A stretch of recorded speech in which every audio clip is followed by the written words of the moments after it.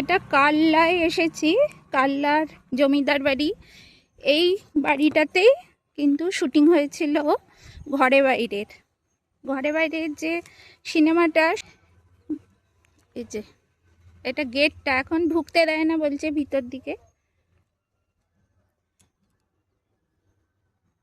এই যে এই বাড়িটায় ঘরে বাইরে শুটিং হয়েছিল। আমার অনেক দিনের আসার ইচ্ছে ছিল, ছোটোবেলায় একবার এসেছিলাম, কিন্তু ভিতরে তো ঢুকতে দেবে না। আমরা ছোটোবেলায় ভিতরে ঢুকেছিলাম, এখন অ্যালাউ নেই বলছে, সব দিকে গেট বসিয়ে দিয়েছে। এই যে এই বাড়িটাতেই ঘরে বাইরে শুটিং হয়েছিল। এটা একদিকের গেট, তো চারিদিকেই গেট বসিয়ে দিয়েছে।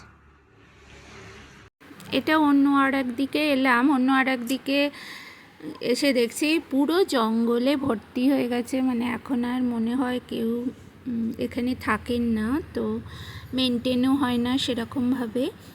সব দিকেই তো গেট বসিয়ে দিয়েছে, তো ভিতরে আর ঢুকতে পারলাম না। চারিদিকেই জঙ্গলে ভর্তি হয়ে গেছে। দূর থেকে ওই যে বাড়িটা দেখা যাচ্ছে।